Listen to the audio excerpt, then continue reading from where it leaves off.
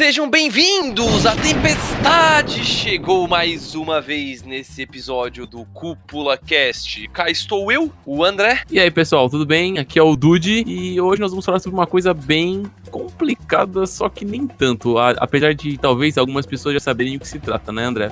Você sabe o que é, mas não sabe o que sabe. É essa frase que define muito bem o tema de hoje, né? Que é a famosa suspensão de descrença. Mas vamos começar do início, André. O que é essa suspensão de descrença? Então vamos lá, meu querido amigo Dude. Vamos ver se você também sabe o que é, mas não sabe o que sabe.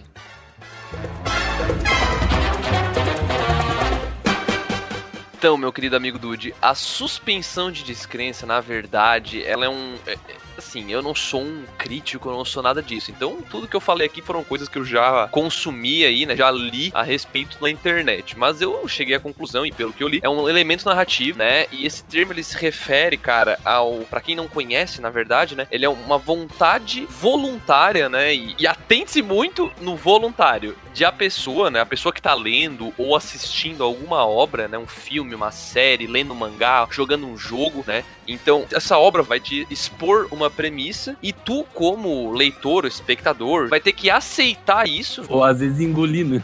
Tu vai aceitar isso em prol do entretenimento, né? Então, basicamente, tu vai aceitar o jeito que as coisas naquele universo, né, funcionam, simplesmente porque tu escolheu fazer isso porque tá te divertindo, né? Tu tá gostando de como a parada tá funcionando, né? Então, basicamente, eu vou aceitar aquilo que aquele mundo tá apresentando pra mim, apesar daquilo não ter uma ligação direta com o real. É isso? Basicamente é isso, né? Geralmente sim, tu tá certíssimo. É o pessoal.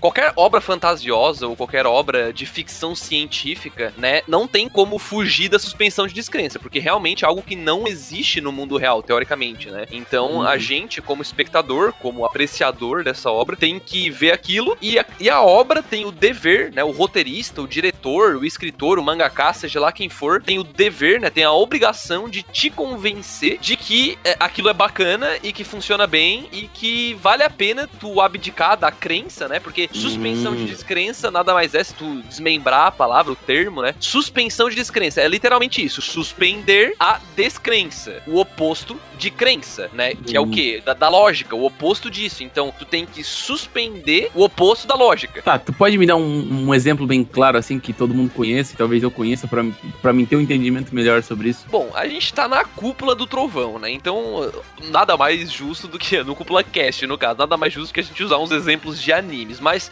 pra quem tá ouvindo isso, se por acaso nunca viu algum dos animes aqui, né? Nunca ouviu, vamos usar uma obra super, digamos, genérica, pra que todos entendam, né? Dragon Ball, por exemplo. Dragon Ball, dá pra dizer que o próprio Ki, né? Que existe dentro das pessoas dos seres humanos, dos Saiyajins, de todos os alienígenas lá, daquela porra toda, todos eles têm o Ki, tem aquele poder interno, né? Isso, tu como espectador aceita que isso de fato existe, né? Em prol do entretenimento. Tu vai aceitar que aquilo funciona assim, pra que tu consiga desfrutar, ter uma experiência bacana com as coisas que vão acontecer na obra, né? Porque senão não faria sentido as pessoas conseguirem voar, soltar a Kamehameha, essa coisa toda assim, né? Inclusive Naruto é um ótimo exemplo disso também, né? Porque, por exemplo, uma suspensão mais leve, mas, por exemplo, por que diabos o Naruto tem 3 riscos na bochecha, né? Não faz sentido nenhum, né? Ele já nasceu com aquilo, né? Inclusive é mostrado numa cena onde quando o Yondaime tá selando, né, a Kyuubi dentro do próprio filho dele, aparece ele já está com os 3 risquinhos na bochecha, então mesmo antes de ter a raposa, então a raposa nem é uma justificativa pra ter os risquinhos. Eu tinha lido uma matéria sobre a criação do Naruto, e o Naruto, na verdade, ia ser um meio raposa, meio humano, né? E essa característica dos 3 tracinhos estava presente no primeiro desenho dele, se eu não me engano. Não, com certeza. E os tracinhos são pra representar os pelinhos da raposa, isso, né? Porque a raposa, igual o gato, tem os bigodes. Mas tu concorda comigo que aquilo ali não faz sentido nenhum. Um ser humano nascer com aquela parada, só que isso não é algo que te incomoda, né? Tu como não faz sentido o Kakashi usar a máscara 200% do tempo, né? Tudo bem, é uma comparação válida, mas o fator do risquinho é algo que, digamos, biologicamente falando, não faz sentido nenhum. E mesmo assim, a gente, como espectador, aceita isso, porque não vale a pena ficar ficar se incomodando com essa porra o anime inteiro. Já pensou 700 episódios com isso na cabeça? Tipo, pô, o cara começa hoje, vê 200 episódios. Ah, mas o Naruto tem aqueles riscos na bochecha, né? Puta que pariu. Mas não é só os riscos também, né? Tipo, ninjas e, tipo, técnicas de bolas de fogo, de terra, manipulação de elementos e não sei o que mais. A suspensão de descrença, então, tá envolvendo tudo isso, né? Envolvendo a questão dos jutsus, a questão da aparência, a questão das habilidades e de tudo, né? É basicamente isso.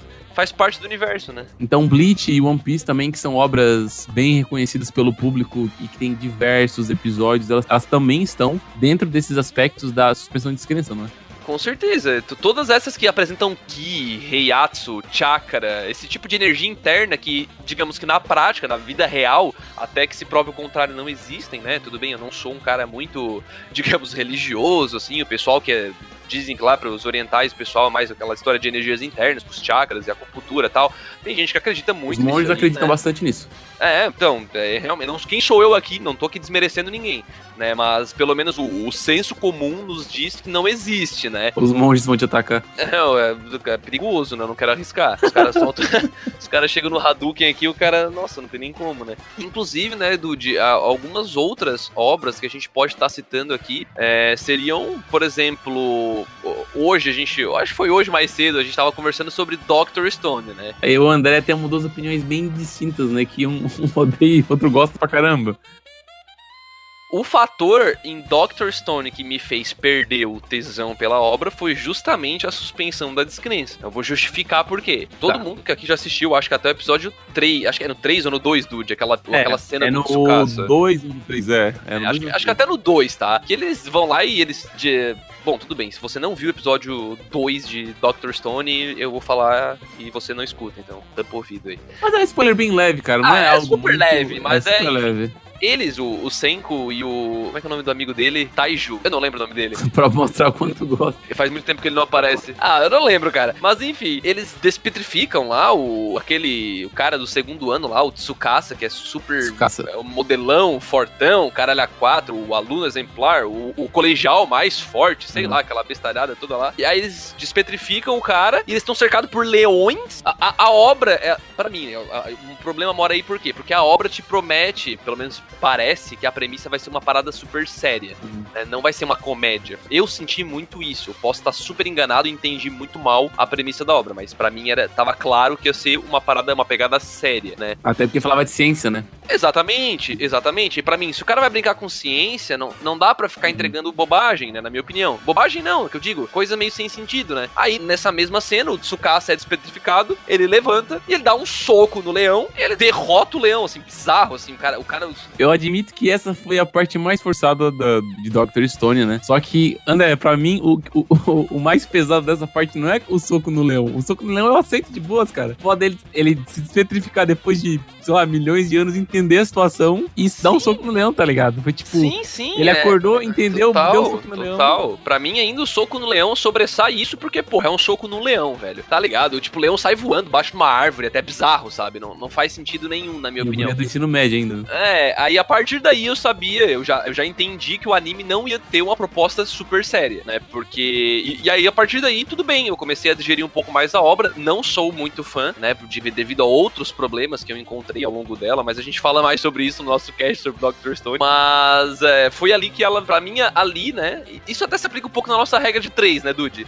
Mas assim, tem muitas outras obras que elas têm suspensão de descrença muito mais descarada. E Dr. Stone, ela tem uma suspensão meio que inversa, assim, né? Ela pega o mundo real, só que ela não pega tudo do mundo real, porque, cara, se for fazer uma adaptação realmente fiel de tudo aquilo que é apresentado no mundo, vai ficar muito chato, entendeu? Eu acho que tem que ter um pouco de relevância, assim como tem muitas relevâncias em outros animes. Dr. Stone tem que ter um pouco de relevância naquilo que é real. Até o anime fala ali, é baseado no mundo real, só que, tipo, não tem como. Aquela facilidade de conseguir materiais que me apresenta, obviamente, cara, nossa, eles acharam muito rápido aquele material. Mas, cara, tem que ter um pouco de suspensão de descrença, tá ligado? Tem que cair um pouco na vibe do bagulho. Pra tu entrar. Eu não consigo, cara, eu não consigo.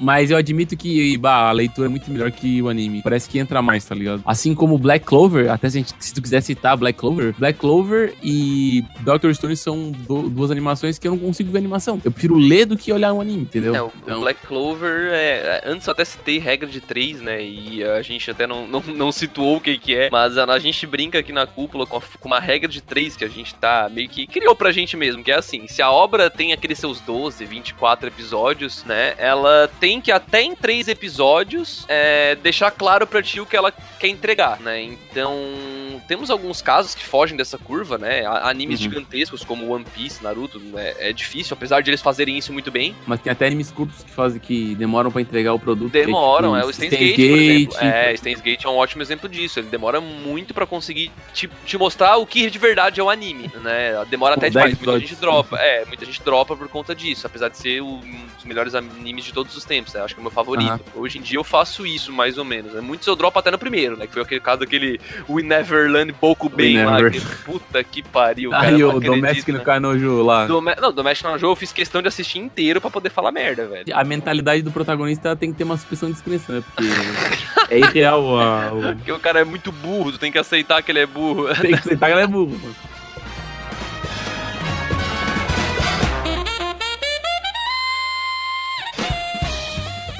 Acho que uma que a gente comentou ali antes, Tengen Toppa Gurren Lagann, que é um que é totalmente suspensão de descrença, só que assim, ou tu cai fudido na pira, ou tu vai odiar muito, porque nada é lógico, é tudo ilógico. Ele parte do ponto que ele passa uma ideia através de elementos irreais, entendeu? A questão de sempre pra cima, sempre pra frente, de quanto mais tu acreditar e mais ter força de vontade, mais as coisas vão funcionar ali pros robôs e tudo mais. Basicamente, né, o próprio poder da espiral é a grande suspensão de descrença do Tengen Toppa Gurren Lagann, né? E por que funciona, né? Analisando um pouco, por que na minha opinião, e evidentemente na Dude funciona? Porque em Tengen Toppa, o poder da espiral, ele é introduzido desde o começo já. Então, não é uma coisa que assim, beleza, tudo fazia sentido, tudo era super real, os robôs lutavam com movimentos de robô, né? Porque, porra, pra quem assistiu Tengen Toppa Gurren Lagann, os robôs fazem uns movimentos que é impossível uma máquina fazer aquilo. Não faz sentido nenhum, puxar pro lado real da parada, né? Cara, o robô usa óculos, mano.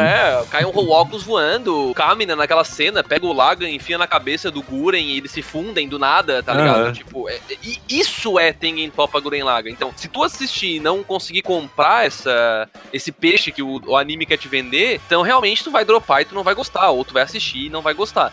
Agora, a chance de tu comprar é muito grande, porque é muito bem escrito, muito bem roteirizado, né? Mas eu acho que é bem comprado, porque é introduzido isso tudo desde o começo, só que não é, tipo, tudo jogado de cara. Imagina o primeiro episódio de Tengen Toppa Gurren Lagann ter a pegada dos últimos episódios de loucura, tá ligado? Não tem como comprar isso. Tem que ser um negócio que escala. É um negócio escalável, como foi o quê? A gente tinha comentado aqui agora há pouco, Dragon Ball. Dragon Ball, o que não foi introduzido desde o começo, foi introduzido aos poucos, foi entregue material de pouco a pouco. Exatamente, assim como Bleach, funciona bem, assim né? como One Piece. A questão da suspensão de descrença, quando é entregue aos poucos, ela funciona, ela tem uma tendência a funcionar bem. Mas quando é tipo, cara, tu entrou num jogo online e o aparelho, sei lá, o dono do aparelho hackeou, tu tá preso dentro do jogo, mano. Aí, meu amigo, aí é complicado. O Dude é hater, qual é? Eu comprei. A primeira parte eu comprei ali, os 6 primeiros episódios. Mas em Sal, a própria suspensão de descrença é tu aceitar que, eu não lembro agora em que ano se passa o primeiro Sal, né, na história, mas é tu aceitar que de fato existe um nível tecnológico para videogames que permita uma imersão real dentro do jogo, né? Então, e que realmente que a pessoa vai morrer por causa do Nerve Gear lá, que dá tilt, que frita a cabeça do bonecão lá, mas a ideia é essa, né? Tu aceitar que existe aquele nível de tecnologia. Se tu for um cara tipo um cienceiro, né, como eles brincam no Dr. Stone lá, se tu é um cientista, eles falam cienceiro, velho, é engraçado, é muito zoado, mas se tu é um cientista, digamos, e tu estuda a área de tecnologia atual e só é possível existir um videogame desse calibre daqui 300 anos, e Sal se passa em 2050. Pra quem não entende o assunto, a gente tá mais propenso a engolir. Exatamente. Assim, é um amigo nosso, ele fazia química, né, e ele olhou Breaking Bad e ele não gostou, porque a química era muito real, muito fora do contexto de ter segundo ele, a química não funcionava lá, né, não era real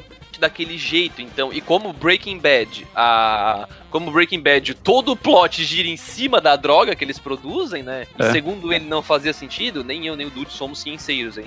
Ninguém xinga nós aqui. Segundo ele, a suspensão de descrença de Breaking Bad não vendeu o suficiente pra ele gostar, né? Pra ele engolir aquela história. Então aí nós temos casos onde a suspensão, né? A gente já citou alguns bons e ruins aqui, mas outro ótimo caso é Jojo, por exemplo. Mas Jojo é massa, velho. Jojo, eu não sou Jojo Fag. Mas eu não sou, mas eu curto, porque Jojo, ele tem aquela pegada dele, mas naquela pegada dele, ele é bom, sabe? Eu assisti uns episódios, nem assisti todos ainda, mas eu entendo que existe um estilo ali e aquela obra funciona dentro daquele estilo. É exatamente o mesmo exemplo de Tengen Toppa Gurren Lagann. Se tu tirar o poder da espiral, perde toda a essência do título, né? Não faz sentido, do título que eu digo da obra, né? Não faz sentido mais a obra em si. E Jojo é os caras ficar tudo bombadão, ficar numa posição estilosa, andar esquisito, os combates tudo louco.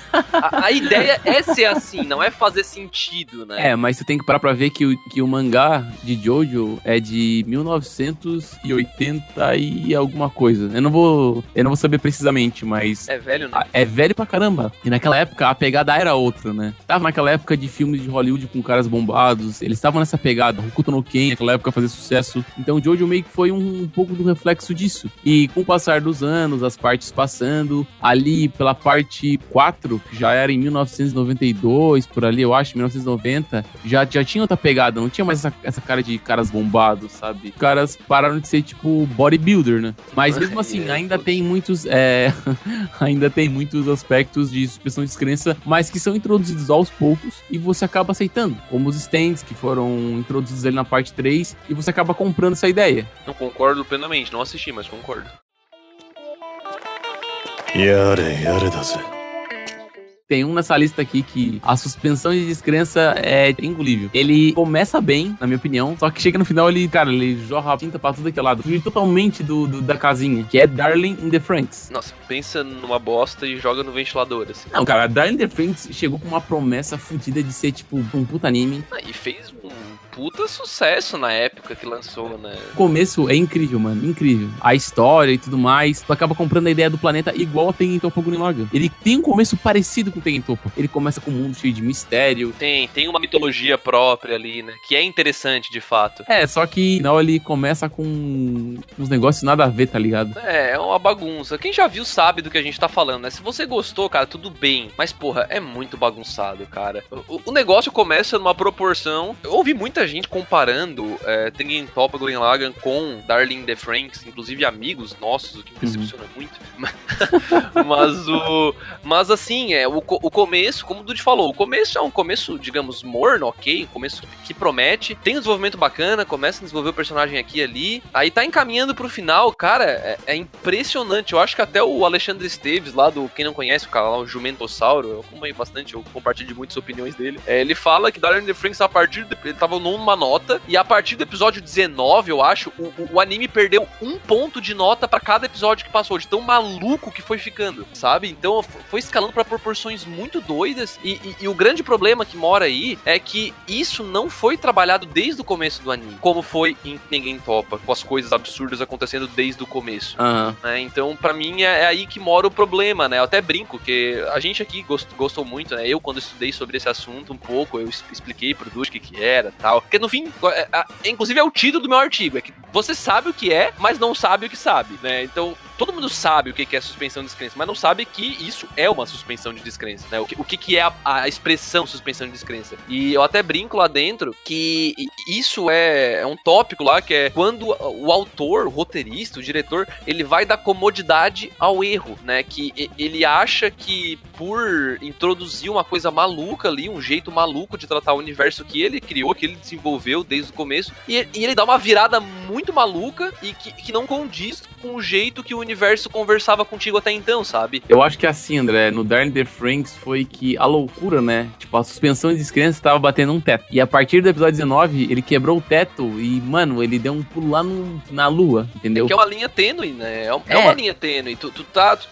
a suspensão, tu tem que, assim, ó, tu tem que montar a mitologia do teu universo, da tua obra, e tu tem que trabalhar dentro do que ela se propõe. Escolher um caminho A e, de repente, virar um caminho caminho B é muito esquisito, dependendo do que tu vinha trazendo naquele caminho A. Foi introduzido alienígenas, introduzido isso, introduzido aquilo pra explicar alguma coisa. Então não foi uma coisa gradativa. No Tengen Toppa Gurren Lagann, a gente não tem... tudo bem, teve um exagero brutal lá no último episódio. Claro que teve. Mas que foi sendo construído com o tempo, tá ligado? O tamanho do robô crescendo exponencialmente com o tempo, né? O poder da espiral sempre foi um negócio absurdo. Desde o começo foi um negócio absurdo, que não fazia sentido nenhum. É quase um poder não da amizade, mas é um poder que vem de ti, sabe? Tipo, é um poder que basta tu querer que tu consegue. Essa é a mensagem do anime, inclusive, né? Mas a ideia que o criador de Tengen Toppa quis passar desde o começo do anime foi essa, né? Que essa mensagem de que tu precisa acreditar em ti pra que tu possa evoluir, sabe? O Kamina até brinca com aquela frase, né? De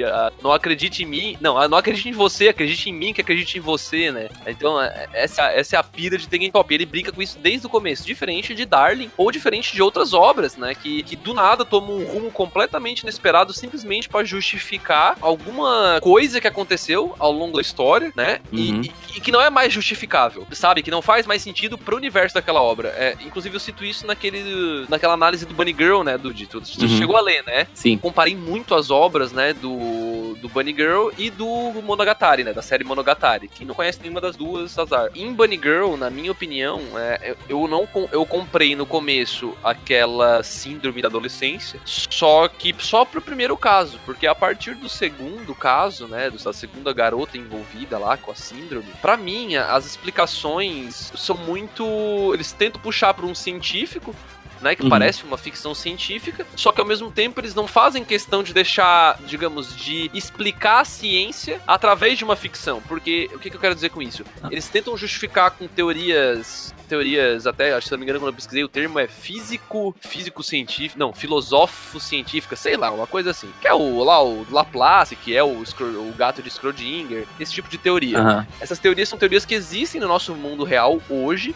são usadas e tal, né, pra resolução de alguns problemas e coisas assim, né, e na obra, ele simplesmente define isso e fala que, pra ela, como ela existe, mas ela não existe, então as pessoas não enxergam ela, uma coisa assim, é uma explicação meio rápida até, essa é a primeira, é a mais comprável na minha opinião, e beleza, tu assume que isso tá dando certo, só porque Bunny Girl faz parecer que a gente tá no nosso mundo, no mundo humano como ele é hoje, real. Então, uma pessoa não ser enxergada pelas outras, simplesmente por ela não achar que ela tem uma identidade, que sabe, que essa é a crítica, ela meio né, que não queria no começo, né, ela não queria ser enxergada. Ela não queria ser enxergada. Eu comprei essa ideia porque eu já vi essa ideia sendo aplicada antes. Essa ideia foi aplicada em Noragami, que é aquela série lá que todo mundo gosta e nunca vai ter terceira temporada, né? Que conta a história daquele deus lá que eu esqueci o nome, o Yato, que quando ele chama a pessoa percebe que ele tá ali. Mas se ele não chama a pessoa, as pessoas não percebem que ele tá ali. Então tem até aquele mini arquinho lá que a guria vai esquecendo dele e tal. E daí, cara, e ela encontra o Yuki, que é a arma do Yato, né? E o Yuki fica chamando ela e ela não vê ele, e daí chega num ponto que ela enxerga ele, entendeu? Então, tipo, essa ideia já foi aplicada antes, eu consegui comprar, eu admito. Mas as outras ideias foi difícil um pouco de engolir. Então, o meu problema com Bunny Girl é justamente na falta do sobrenatural na trama. Nenhuma parte da narrativa, nenhum personagem, nada te indica que aquele é um mundo sobrenatural, que tem alguns eventos sobrenaturais. E Noragami, que tu citou, porra, ele é um deus. Sim, aí tu compra. Então já existe um misticismo ali, uma coisa que, ok, não é deste mundo, né? Claro, de novo, não quero atacar ninguém aqui, tá? Eu quero dizer que, enfim, sendo cético, sendo lógico, ninguém consegue enxergar um deus hoje aqui, né, no mundo real. E lá a gente já consegue, já começa o anime conseguindo, então beleza, a gente compra desde o começo. Em Bunny Girl, parece que é um mundo real, e é como se você fosse pra sua escola e de repente você não enxergasse fisicamente uma pessoa. Claro que a obra dá margem pra uma interpretação metafórica. Onde, tipo, na verdade não era bem aquilo que tava acontecendo e tal. Ok, é possível? Só porque não sei se eu sou burro, mas eu prefiro que a obra deixe um pouco mais claro pra mim. Pra mim, talvez um pouco parecido com Darling in the Franxx, só que numa escala menor, que é o quê? Ele tem um teto. As pessoas não reconhecem que a garota tá ali. Até aí tá ok. Eu consigo aceitar o fato que as pessoas não conseguem enxergar a garota. Mas no momento que parte que, tipo, vai ter a existência de duas pessoas iguais, tá ligado? No universo, aí tem outra questão questão que é troca de corpos, a outra questão que é viagem no tempo. Então, olha a comparação. Mais viagem pra mim foi a viagem no tempo, sabe? Metaforicamente falando, o que o Sakuta, o protagonista, tava passando? Ele simplesmente dormia e acordava e tava pensando? Porque se na prática não tava realmente voltando no tempo, o que tava acontecendo, né? O que a gente tava assistindo, sabe? É muito confuso. O primeiro arco é o melhor, com certeza, né? Isso sem dúvida nenhuma. Mas, cara, é aquele esquema. A comparação de problemas que o protagonista enfrenta tem uma escala bem diferenciada, porque tu comparar a questão percepção das pessoas com a garota, tá, beleza, mas a questão, viagem no tempo constante, troca de corpo, mano, é fora da casinha. Até a questão da irmã do protagonista é aceitável, a questão de perda de memória. Que a mais, tipo, ok, foi um trauma, tal, faz todo sentido, né?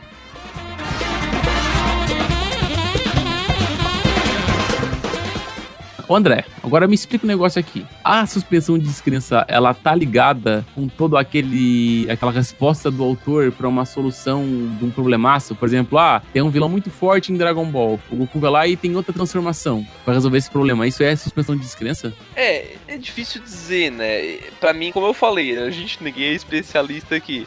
Mas isso aí, eles chamam, né, esse termo de Deus Ex Machina, pronuncia. Não tem nada a ver com o jogo Deus Ex, tá? Eu achei que tinha a ver com o jogo. Eu pensei no jogo na hora.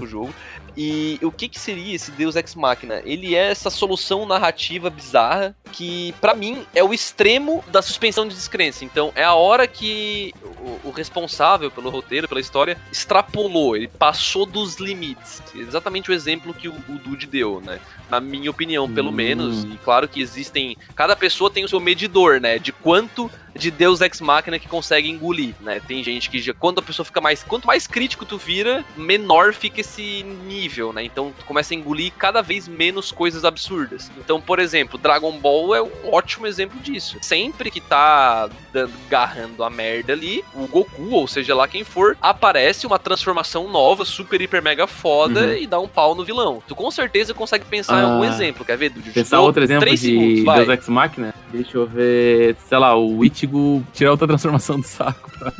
Basicamente, é isso. O Pokémon do Ash evoluir, talvez derrotar o outro Pokémon. Não sei se isso pode ser considerado que é um Deus Ex Machina. Dá pra dizer. Talvez o Pikachu ganhar outra habilidade. Dependendo da situação, sim. Uma habilidade nunca antes mencionada, por exemplo, né? E o problema não é em usar a habilidade. Preste atenção. Não é em usar a habilidade. O problema é isso nunca ter sido mencionado e aparecer do nada. Então, esse é o problema. Esse é o real problema. Tá, mas peraí. Então tu quer dizer que talvez plot twist seja um Deus Ex Machina, às vezes? Aí é a mesma coisa. Eu acho que é como foi trabalhado. Deixa eu pensar num caso aqui que teve um plot twist muito grande. Neverland. Mas Neverland, eu acho que Neverland é bem mais aceitável. Um exemplo mais, sei lá, Boku no Hero. O All Might tirar aquele último fogo do corpo pra derrotar o All for One. Aquilo ali foi plot twist ou suspensão de descrença? Agora eu te botei no fogo. É que assim, existir as individualidades, sim, é suspensão de descrença, fato. Tu aceitou que existem as individualidades naquela obra. Agora, um plot twist, e de novo, eu não sei exatamente a definição própria, mas o plot digamos, a premissa, a ideia, como que a história vai trilhar, né? E um twist seria algo que é revelado, e isso dá um giro, né? Por isso a palavra twist do inglês, que é tipo girar, trocar, coisas assim, né? Por isso que o plot twist é uma inversão do plot, é uma coisa que tá indo pra direita e de repente foi pra esquerda, sabe? Uma coisa que tá indo reto foi pra trás. Então, a gente vê isso muito em obras como Promised Neverland, né? Onde tu acha que é uma coisa e de repente, bum, vira outra. A última parte da primeira parte do arco de Alicization, do Sal. Eu acho que ali é Deus Ex Machina full. Então é basicamente isso. É tu tirar a solução da onde não tem explicação. Isso, é buscar uma força, uma ajuda inesperada, uma coisa que não faz realmente sentido estar ali, ou então que realmente, evidentemente, é algo que foi colocado na narrativa ali pra salvar alguém de uma situação que não teria como ter solução. Eu cito a Erza no meu artigo sobre Deus Ex Machina aqui, ela é um absurdo. Ela tá sempre morrendo, sem magia, não sei o que, e ela tá sempre apanhando pra caralho. Então, no último arco lá do mangá de Fairy Tail, ela derrota 2 caras seguidos que são super fortes, ela tava toda acabada do primeiro. Então, da onde que vem essa força dela, sabe? É literalmente poder da amizade. O poder da amizade é o Deus Ex Machina, sabe? Então, quando não existem possibilidades de vitória, por exemplo, mas a pessoa vence mesmo assim. Sem uma solução plausível, simplesmente porque sim. Eu tinha falado do Boku no Hero, mas tudo bem, teve um pouco de embasamento, mas não tão a fundo. Mas agora eu pensei em outro aqui, André. Talvez esse aqui seja uma linha tênue entre Deus Ex Machina e plot twist. O final de Fullmetal Alchemist. A questão do protagonista fazer a troca da alquimia pelo corpo do irmão. Se isso foi uma solução tirada aleatoriamente, porque não foi algo que foi trabalhado, a troca equivalente tinha que ser algo material, talvez, na minha concepção, entendeu? Eu não vou nem argumentar porque eu tô fora disso. É filosófico porque demais ali foi uma pra troca, mim, não foi uma troca material, foi uma troca de meio que espiritual, talvez com carnal, não sei. Ele abdicou a alquimia dele, né, pro irmão dele poder ter o corpo de volta. Foi isso, né, acho. Mas no começo do anime falou que qualquer troca que tu fizesse envolvendo o corpo humano e não sei o que mais, tu ia acabar se ferrando. Mas ele não se ferrou por fazer essa troca, entendeu? É isso que eu tô querendo dizer. Eu acho que tu tá entrando no campo minado, Dude. As pessoas vão te atacar, mano. Eu não vou manifestar, mano. Mas não faz sentido? Não faz sentido? Faz sentido sim. Faz sentido sim, cara. Porque tu faz alquimia com humanos, dá merda. No final da história ele faz meio que uma alquimia. Não sei se vou dizer transmutação, né? Eu não sou um grande fã de Fullmetal, até porque quem conhece sabe a história que eu passei com Fullmetal, eu tive que assistir 2 Fullmetal, assisti errado o primeiro e depois tive que olhar o segundo. Mas enfim, é isso que eu tava querendo dizer, entendeu? A questão de a lei de tu não poder fazer transmutação de humanos era uma lei que proibia e que te penalizava, e no final da história ele vai e faz, tá ligado? Não só ele, né? O irmão dele, mas o irmão dele ainda é mais aceitável de trocar a alma pelo braço e depois o irmão dele vai lá e entrega a alquimia pelo corpo e alma. Tipo, mano. Eu vou ficar quieto.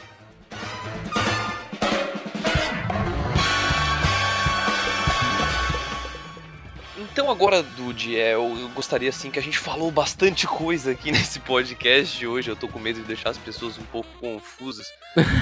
Inclusive eu fiquei um pouco confuso. Então vamos lá, ó. Para deixar bem exemplificado agora, então, qual foi o nosso entendimento, né, aqui sobre plot twist, suspensão de descrença, enfim. Na verdade, a diferença agora, né, o suspensão já ficou bem claro, eu acredito. Sim, se não ficou ficou bem claro, claro, vocês ouçam de novo o podcast.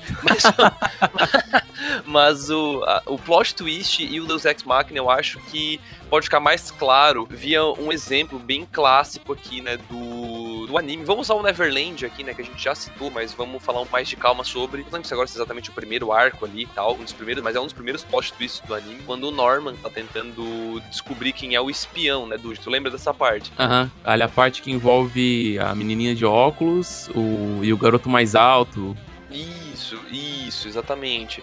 E eles estão tentando descobrir qual dos dois é o espião, né? E por que aquilo é um plot twist, né? Dentro do que é explicado o que é um plot. Plot, né? Pra quem não tá, digamos, muito habituado, né? Um plot, ele é sinônimo de enredo, né? A palavra em inglês pra enredo. E é como se fosse o mapa da tua história. Então, o que tu planeja seguir? Tem escritores que defendem que o plot é o quê? Personagem, mais um desejo, mais um conflito. Então, a gente tem um personagem, pode ser o protagonista, e ele tem um desejo. Então, tipo, Naruto quer estourar o Hokage. E qual seria o conflito que ele teria?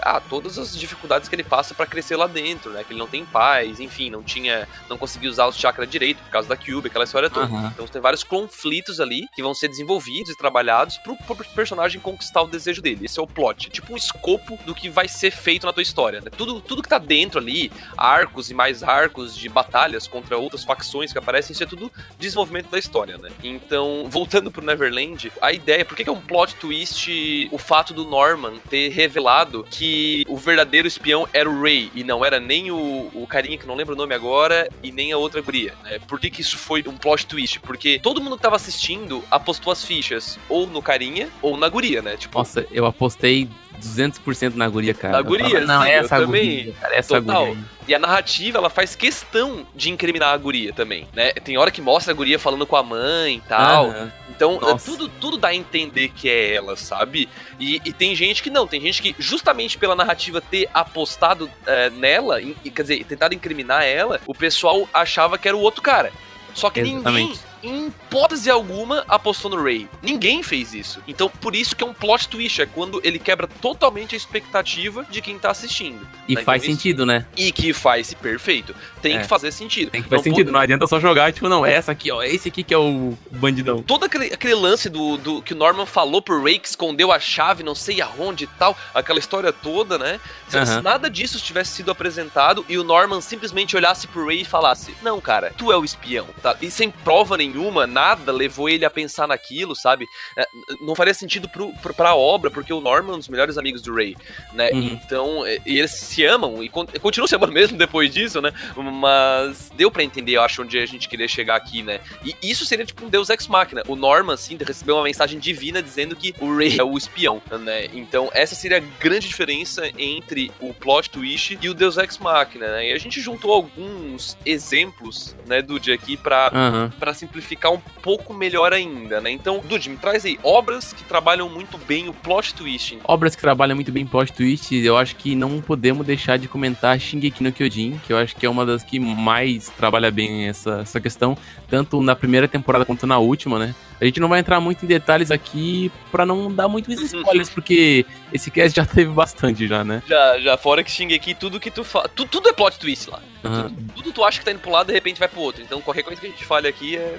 E um que a gente pode comentar também, que já passou daquela regra de 10 anos, é o Death Note, né? Muito bem conhecido da vertente dos animes, que é um que trabalha bem essa questão de plot twists e de... o personagem tá fazendo isso e do nada ele pega e faz isso. Muito surpreendente, né? Death Note, apesar de ter uma linha de raciocínio e tal, até o final você não sabe quem é que vai ganhar, né? Tipo, eu não sabia, pelo menos. E que mais exemplos a gente pode dar, André, além desses, assim? Esses são os animes mais de suspense, né, que a gente comentou. Mas, mesmo em obras, eu pelo menos considero, né, em obras tipo Naruto, né? Naruto, bom, isso não é mais spoiler, se você ainda não viu Naruto, veja, mas... Tem um personagem que morre, né, que é o Jiraiya, e eu, sinceramente, eu tava tão já, digamos, amortecido e amaciado pela fórmula Shonen, onde ninguém morre, né, nunca ninguém morre, é incrível. Então, o fato do Jiraiya realmente ter morrido, pra mim foi um plot twist, porque pra mim ia seguir o rumo, tudo ia dar certo, o Jiraiya ia voltar, ia continuar treinando Naruto e tal. Eu nunca achei que digamos, o desenvolvimento ia entregar isso, né, eu nunca achei que a história ia entregar a morte do Jiraiya, e realmente entregou. Então, pra mim, isso foi um plot twist, assim, né, me deu uma reviravolta, assim, pra mim. E não só isso, André, também tem aquela questão, que o Naruto queria que ele fosse reconhecido, e ele só foi reconhecido depois da morte do Jiraiya, né? O Jiraiya vai ver o reconhecimento do Naruto algum dia, é só esperar. Aí ele morre, e daí termina aquele arco do Pain, né? E ele é reconhecido pela vila, tá ligado? Então, tipo, foi mais uma coisa que agregou nesse plot, porque tu acha que o Naruto vai ser reconhecido, que todo mundo vai ver isso, que o Jiraiya vai ver isso, mas... chega ali com a morte dele e foi foda, mano. Usando Naruto como exemplo, já pra gente engatar os exemplos de Deus Ex Machina que a gente comentou, eu acho que o Naruto dá pra usar um bom exemplo de Deus Ex Machina também, né? Na verdade, não chegou a acontecer em Naruto, né? Não nessa parte que eu vou mencionar, pelo menos. Mas todo mundo lembra do primeiro arco contra os Zabuza, né? E lá naquela hora, o Haku lá tava enfiando a agulhada na gurizada e tava dando ruim lá, tipo, eles iam realmente morrer, né, tanto o Naruto contra o Sasuke. E naquele momento, a gente tem a primeira aparição da Kyuubi, né, a manifestação de chakra vermelho da Kyuubi, que é o que faz o Naruto ganhar do Haku, no final das contas. Por que isso seria um Deus Ex Machina se Naruto não começasse o anime te falando que o Naruto é o cara que tem a Kyuubi e tal dele? Pensa assim, começa Naruto e nunca foi mencionado Kyuubi, porra nenhuma, nem se sabe que o Naruto é um cara que tem o bicho selado nele, nada, nunca foi mencionado nada. Passa 15 episódios, de repente isso acontece, sabe? Então isso ia ser muito esquisito, a audiência não ia ter preparada pra isso, a hora que acontecesse a audiência não ia assimilar a nada que já fora mencionado antes, né? Então isso é a diferença de um plot twist. Então dá pra dizer que até o próprio aparecimento da Kyuubi foi um plot twist. Diferente do que a gente vê em obras como, usando um shonen grande de exemplo aí, Fairy Tail, né? Fairy Tail, pra mim, é uma abominação do Deus Ex Machina, porque ele usa e abusa do famoso o quê, Dude? O poder da amizade, que seria o vulgo Deus Ex Machina, né? Que é tirar o poder da onde não tem pra resolução de um problema que não tem o que fazer, tá ligado? Todas as possibilidades indicam que vai acontecer daquela maneira e, de repente, o roteirista, o autor, seja lá quem for o diretor, protetor da obra, decide que vai aparecer algum pônei mágico e vai salvar a pessoa, assim, do nada, sabe? Tipo, ó, brota ali e salvou. Acabou. Sem motivo aparente, nada narrativo indicava aquilo, né? Isso seria um Deus Ex Machina. Tá, mas André, me dá um exemplo mais atual de Deus Ex Machina, assim, que talvez todos conheçam, assim, porque a gente fala, às vezes, de Fairy Tail, tem muita gente que não peitou ver Fairy Tail, né? É verdade. Mas verdade. me dá um exemplo desse ano, assim, de Deus Ex Machina. Pô, eu e tu temos um exemplo perfeito aí, né, Dude, que a gente assistiu. O famoso, na minha opinião, pelo menos, o famoso. Né, o famoso famigerado Tate no Yusha, né? E pra mim foram 2 momentos muito avacalhados, assim, né? Que pra mim foi quando a obra caiu dos trilhos, saiu fora dos trilhos, que foi no episódio 11, 12 ali, que é quando eles estão lutando contra uma das ondas e o Naofumi tá, tipo, 30 level atrás dos outros heróis, e ele usa um especial lá chamado Dama de Ferro e prende a mulher, aparece uma cabeça, sei lá, uma mulher e prende a vilã lá com os espinhos e o caralho a 4. Tipo, que merda foi aquela, sabe? Tipo, da onde veio aquilo? Nada indicava aquilo. A obra, se eu não me engano, até ali, ainda o Naofumi mal se envolvia em muitos combates, era muito algo que ele tava fazendo viagens e fazendo comércio e uma coisa assim, e de repente ele, estando 30 level atrás dos outros heróis, conseguiu dar cabo do recado. É muito esquisito. Até porque ele é uma classe tanque, né? Não é uma classe que dá dano. Se fosse, tipo, uma habilidade de suporte, tipo, sei lá, um mega buff, faria um pouco mais sentido. Faria bem mais sentido. Tu dá mais dano que os teus aliados que, tipo, usam lança, espada e arco, velho. Mano, não é porque já foge, né? Já foge da ideia. E ele usar um poder super foda, estando mais fraco que todo mundo. Porque se o mundo tá proposto a entregar uma lógica de RPG, não faz sentido nenhum aquilo ali. Em outro momento foi a hora que ele segura o ataque do Papa pela segunda vez. Não sei se tu lembra, Dude. Lembro. Mas a primeira hora que o Papa solta o golpe lá, nossa, todo mundo se junta, joga vários escudos, fecha o caralho a 4, o ataque vem, quebra tudo, passa por todo mundo e quase quebra tudo lá. Faz aquele bug daquele buraco no chão. Exatamente. Aí depois o Papa fala o seguinte: agora eu vou soltar um poder mais forte que o de antes. E solta o poder e o Naofumi segura sozinho. Se ele tivesse segurado o primeiro sozinho e o segundo com a rapaziada... faria muito mais sentido. Mesmo assim seria esquisito, mas faria muito mais sentido, sabe? Mas pra mim foi pior quando ele aquele golpe que ele usou pra derrotar o Papa, tá ligado? Nossa, aquilo ali foi muito tirado das coxas.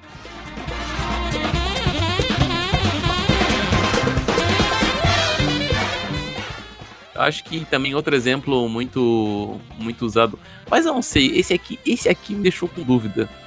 Acho que tu vai concordar que a questão do Kirito derrotar aquele búfalo do Sword Art Online com as 2 espadas seria Deus Ex Machina ou seria um plot twist? Porque apareceu o arco dele construindo a espada, André. Aquela da primeira temporada? Da primeira temporada. Acho que ali foi um dos episódios mais ápices da primeira temporada, onde o sol tava estourando, que é quando o Kirito puxa as 2 espadas e derrota o boss lá solo, né? Só que assim, teve um episódio antes que mostrou o arco dele construindo essa espada. Daí eu te pergunto, será que foi Deus Ex Machina ou será que foi plot twist? Porque foi trabalhado isso antes. Eu diria que assim, ó, o fato de ter mostrado ele construindo a espada é show de bola, muito bem feito. Só que eu não lembro, de fato não lembro, posso estar muito enganado aqui, mas não houve um motivo pro Kirito ser o único personagem do jogo, né, do suposto jogo Sword Art Online, a poder empunhar 2 espadas. Se eu não me engano, tem. É isso? Tem. Ah, tá. Então, se existia um motivo, então ok. Então, eu acho que dá pra dizer que é um plot twist, né? Ele fala que a pessoa que porta mais agilidade tem essa habilidade liberada, entendeu? Então, como ele era um espadachim de uma mão, eu não sei. Também não foi trabalhada a questão de status, né? Uma coisa que era muito importante. Mas isso aí ele já faz de propósito, né? Ele é um espadachim de uma mão e não usa escudo. Então ele é mais rápido por natureza por ser assim, entendeu? Então talvez ele tenha upado a agilidade e do nada ele desbloqueou essa habilidade, mas enfim, é um meio termo, assim, eu vou dizer que é um meio termo, porque ao mesmo tempo que não mostra os status pra exemplificar melhor isso, a gente entende que ele é o mais rápido porque ele só usa uma espada, ele não usa espada e escudo como a maioria das pessoas, entendeu? Se bem que a Asuna usa uma espada que aparenta ser mais rápido que uma espada de uma mão, porque ela é tipo meio mais grimista e tal. Pois é. Mas é o protagonista, né? É o protagonismo gritando, mas... Enfim, tá aí alguns exemplos, pessoal. Acho que com isso deu pra ficar um pouco mais claro. Apesar de que é uma linha tênue, né? Então a gente... E mesma coisa não quer dizer que porque existe um plot twist quer dizer que ele é bom ou ruim, ou um Deus Ex Machina é bom ou ruim. Tudo isso tá englobado no que a gente falou sobre a suspensão de descrença. O quanto tu tá disposto a abdicar da lógica pra aproveitar o entretenimento, né? Então, às vezes existe um Deus Ex Machina, muita gente assiste Fairy Tail, que eu detesto, mas muita gente gosta pra caralho. E isso tá normal, porque aquelas pessoas estão dispostas a engolir o poder da amizade, porque pra eles o resto da obra vale a pena se eles eles abdicar disso, né? Então, ok, vocês estão errados? Talvez. Pera aí um pouquinho. Tu falou, quem olha Fairy Tail, não sei o que. Cara, quem que acompanha o Fairy Tail até o final aqui, velho? André. Ai, que maldade, a gente vai ser apedrejado. Um recadinho pra galera que escuta a Cúpula do Trovão. Se vocês quiserem nos mandar alguns recados, xingamentos e ou algumas sugestões... Espero que tu receba um do Fullmetal, velho. Tu merece. Vocês podem mandar para contato@cúpulatrovão.com.br contato@cúpulatrovão.com.br. É isso aí.